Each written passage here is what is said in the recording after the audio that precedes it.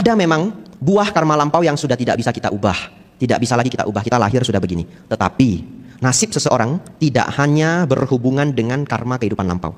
Juga ada karma kehidupan ini. Dan karma kehidupan ini sangat penting. Itu yang menentukan nasib Bapak Ibu Saudara di masa yang akan datang. Jadi apa yang kita lakukan hari ini menentukan yang akan datang. Kalau Bapak Ibu ingin punya kehidupan yang baik, perlu perpaduan dua ini. Yang lampau dan yang saat ini. Tapi karena yang lampau sudah tidak bisa kita ubah, maka kita fokusnya yang saat ini. Yang saat inilah yang menjadi yang terpenting. Mengenai punarbawa, kelahiran kembali. Ada seorang doktor, namanya adalah Ian Stevenson. Sangat terkenal sebenarnya di dunia Buddhis. Barangkali atas silani pasti pernah mendengar Ian Stevenson. Nah, Dr. Ian Stevenson ini sangat tertarik dengan penelitian mengenai past life atau kehidupan lampau. Kenapa demikian? Dia seorang psikolog. Selama dia menjadi psikolog, dia sering mendapatkan pasien anak-anak yang bermasalah. Karena kalau di negara modern, anak-anak kalau lambat belajar, atau lambat ngomong, atau hiperaktif, autis, mereka akan bawa ke psikolog. Ternyata Dr. Ian Stevenson sepanjang hidup beliau, sepanjang beliau menjadi psikolog, beliau sering ketemu anak-anak yang mengaku masih ingat apa kehidupan lampaunya. Nah, Dr. Ian Stevenson selama melakukan penelitian, ada satu kasus yang unik. Walaupun sepanjang hidupnya, dia merekam 25.000 kasus. Dan dia menulis beberapa buku yang akhirnya menjadi cukup terkenal. Tapi dari begitu banyak kasus, ada satu kasus yang mereka teliti dengan sangat serius. Anak ini namanya adalah James Leininger. Dia lahir di Louisiana. Anak ini normal. Anak laki-laki ini normal. Dan ayahnya itu adalah seorang evangelist Christian.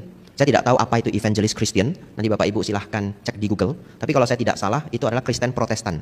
Tentu dalam ajaran Kristen tidak ada reinkarnasi. Betul ya? Tidak ada reinkarnasi. Tapi anak ini ketika umur 2 tahun, dia ngotot cerita ke papa mamanya kalau dia itu dulu adalah pilot yang ikut perang dunia kedua, pilot Amerika yang tertembak oleh Jepang kemudian jatuh meninggal di laut.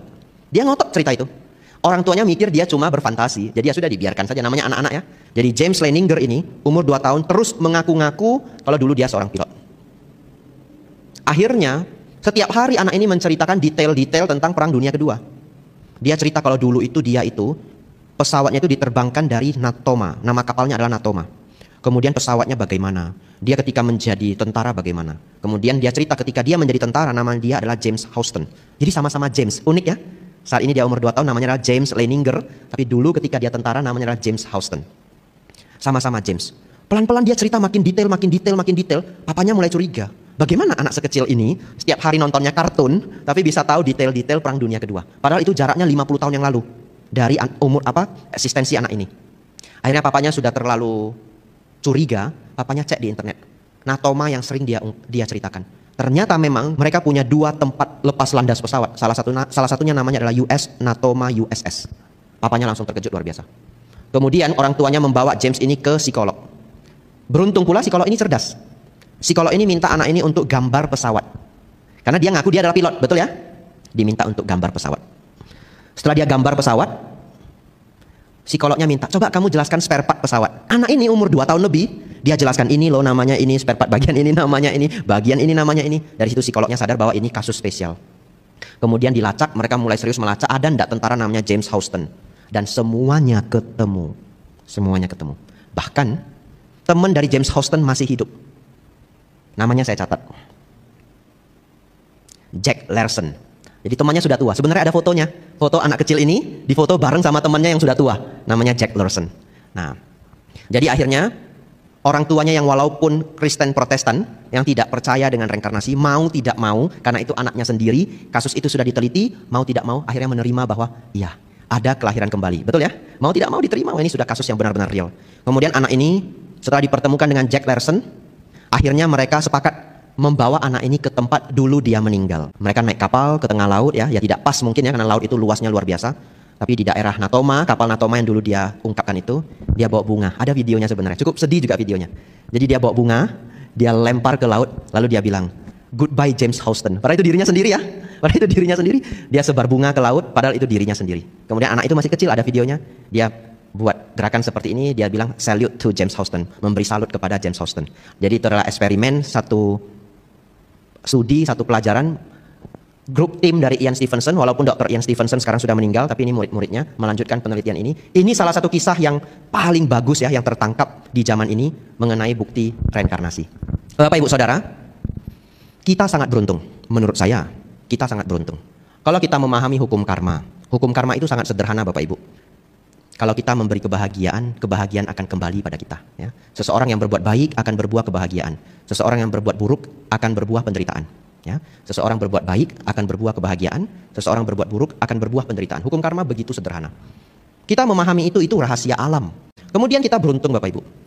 Kita paham bahwa ada kelahiran kembali. Dengan kita paham ada kelahiran kembali, hidup kita menjadi hati-hati. Kita mau merawat sila, mau berbuat kebajikan. Bapak Ibu hari ini mau datang ke wihara belajar dhamma, agar Bapak Ibu bahagia di kelahiran ini, bahagia di kehidupan ini, bahagia lagi di kehidupan yang akan datang. Satu ketika ada seorang Brahmana datang mencari Sang Buddha. Kemudian dia bertanya ke Sang Buddha, pertanyaannya bagus sekali. Dia menghadap Sang Buddha, dia kemudian bertanya, Samana, Anda mengajarkan mengenai hukum karma. Tapi bagaimana kita tahu hukum karma itu benar atau tidak? Bagaimana kalau setelah saya berbuat banyak kebajikan ternyata kelahiran yang akan datang itu tidak ada? Bagaimana? Nah dia agak skeptis ya, tidak gampang percayaan. Sebenarnya salahnya dia ya, karena dia tidak bisa melihat kehidupan lampau. Tapi Sang Buddha menjawab dia dengan sangat baik. Sangat baik. Sang Buddha menjawab demikian, oh Brahmana, apabila seseorang berbuat baik di kehidupan ini, maka apabila ternyata kelahiran kembali itu tidak ada, maka sepanjang dia berbuat baik di kehidupan ini, dia bahagia di kehidupan ini. Dan kalau kehidupan yang akan datang itu benar-benar ada, maka dia juga berbahagia di kehidupan yang akan datang. Tapi kalau seseorang berbuat buruk di kehidupan ini, maka dia akan menderita di kehidupan ini. Dan kalaupun kehidupan yang akan datang itu benar-benar ada, maka dia akan menderita lagi di kehidupan yang akan datang. Maksudnya bagaimana? Jadi Sang Buddha mengikuti pemikiran skeptis orang ini yang tidak percayaan. Sang Buddha menjelaskan, kalaupun Anda ragu, tapi Anda memilih jadi orang baik, maka Anda setidaknya bahagia di kehidupan ini. Kenapa? Karena kalau kita berbuat baik ya, kita akan bahagia. Bapak Ibu pernah tidak setelah membantu orang kemudian merasa bahagia? Pernah. Itu adalah buah langsung, tidak perlu menunggu kehidupan yang akan datang. Sang Buddha menggunakan perspektif dia. Kalau Anda berbuat baik di kehidupan ini, Anda berbahagia satu kali. Karena berbuat baik di kehidupan ini, bahagia di kehidupan ini. Dan kalau ternyata kehidupan yang akan datang ada, Anda berbahagia lagi satu kali. Betul ya? Berarti kalaupun tidak ada, dia untung satu kali. Kalau benar-benar ada, untung dua kali. Tapi kalau Anda berbuat buruk, begitu Anda berbuat buruk di kehidupan ini, Anda sudah rugi satu kali. Karena orang yang berbuat buruk itu sebenarnya dapat banyak penderitaan. Hanya kadang dia tidak sadar. Contoh, seseorang yang pernah mencuri 1-2 kali kemudian tersebar. Bisa dia dipercaya orang lagi? Tidak bisa. Oleh karena itu seseorang berbuat buruk, dia sudah menderita dulu, dia sudah rugi dulu 1 kali di kehidupan ini. Dan bagaimana kalau ternyata kehidupan yang akan datang benar-benar ada, maka dia rugi 2 kali. Dia bisa terlahir lagi di alam yang menderita. Ataupun lahir di alam manusia, kurang beruntung. Bapak Ibu Saudara, ini ada satu fenomena. Saya ajak Bapak Ibu untuk merenung. Satu fenomena. Di masyarakat, semua orang senang berdoa. Setiap agama masing-masing juga punya cara berdoanya masing-masing. Waktu saya kecil, saya sering ke kelenteng, ikut mama. Nah kalau di kelenteng itu orang pasti doa meminta-minta, betul ya? Pernah nggak berpikir begini? Kenapa ya? Ada orang yang berdoa terkabul, ada orang yang berdoa tidak terkabul. Karena sebenarnya Bapak Ibu Saudara, ketika seseorang itu berdoa, sesungguhnya dia meletakkan perhatian pikiran dia untuk memfokuskan pada harapan atau aspirasi keinginannya. Dan ini mematangkan karma baik kita yang ada untuk memunculkan harapan kita.